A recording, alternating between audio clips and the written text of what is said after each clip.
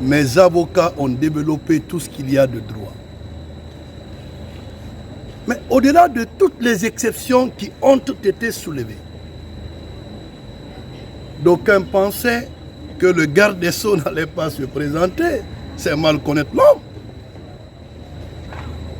Est-ce que on peut être aujourd'hui dans la refondation du CNRD et s'exclure d'un processus légal? Ce n'est pas possible.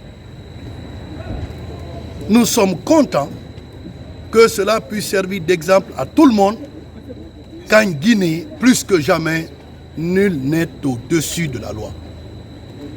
Les propos qui ont été tenus, injustement et astucieusement mis à la charge du garde des Sceaux, si vous avez remarqué, j'avais du mal, quand vous êtes professionnel de la chose, vous avez du mal quand même à ne pas prendre la parole. Je remercie de la patience de mes avocats.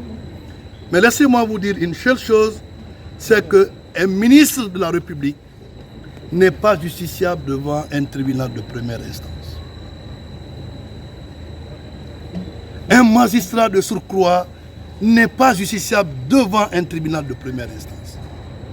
Mais pourquoi on est venu alors, connaissant tout ça? Parce que la loi dit que toute personne citée, à tort ou à raison, a l'obligation de venir.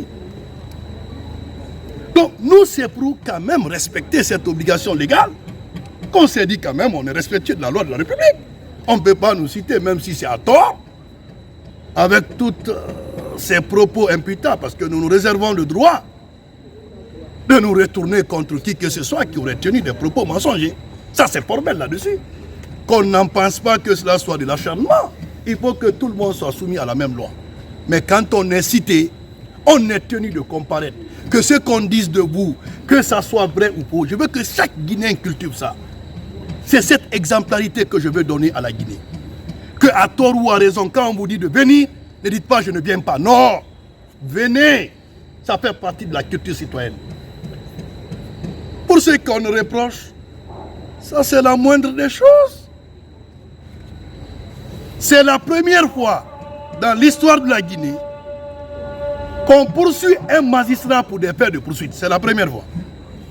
Les magistrats du ministère public n'ont pour attribution que la poursuite des infractions.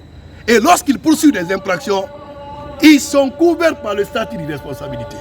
C'est la première fois dans l'histoire. C'est la première fois dans l'histoire où des décisions qui sont frappées d'appel ont pas de dénonciation calomnieuse. C'est la première fois dans l'histoire.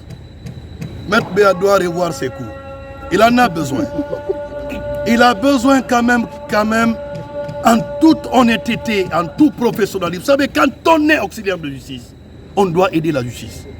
On doit être des conseils pour des partis. Mais pour eux, quand Charles va comparaître, c'est une victoire pour eux. C'est une victoire pour ma justice. C'est une victoire pour nos institutions. Et je dis encore une fois de plus, cela ne me brale pas. Nullement, ce n'est même pas un débat déplacé. J'ai confiance en nos institutions judiciaires. Aujourd'hui, on veut jeter du discrédit sur cette justice. Cette justice, aujourd'hui, qui donne raison, même parfois dans les dossiers contre l'État. J'en suis fier d'être le garant de cette justice aujourd'hui. J'en suis fier que ces magistrats aujourd'hui continuent à œuvrer en toute indépendance, sans aucune ingérence du pouvoir politique. C'est cette justice que nous voulons pour notre pays. Et que je continuerai à défendre cette institution dans la limite de mes pouvoirs. J'ai foi en cette justice. J'ai foi en la justice de notre pays.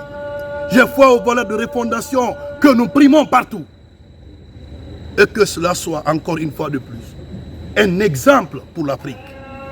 Un exemple pour le monde entier que chez nous en Guinée, au même moment Moretti en France a comparu et que continue encore à ses fonctions.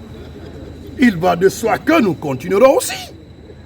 Donc pour moi, qu'on n'amuse pas la galerie, Chalourette, Chalourette, on dénie même que je ne suis pas magistrat, on reconnaît, on dit que les magistrats républicains, on veut une chose et son contraire. Je remercie la démocratie et son émergence dans notre pays et que force restera à la loi et au respect des droits humains dans notre pays.